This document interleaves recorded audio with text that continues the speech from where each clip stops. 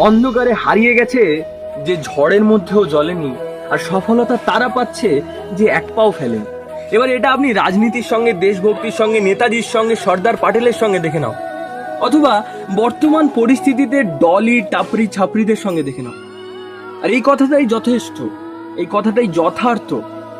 আর কিছু জন বলবে ছাপরিরাও তো কষ্ট করেই ফেমাস হচ্ছে। অবশ্যই কষ্ট করছে, কিন্তু আপনি ওই যুবককে জিজ্ঞেস করুন যার বাবা জমি বিক্রি করে, যার মা গয়না বন্ধক করে দিয়ে তাকে পড়াশোনা করাচ্ছে, আর আজকের যে দরজায় দরজায় ঘুরছে তাকে কি বলবে তুমি?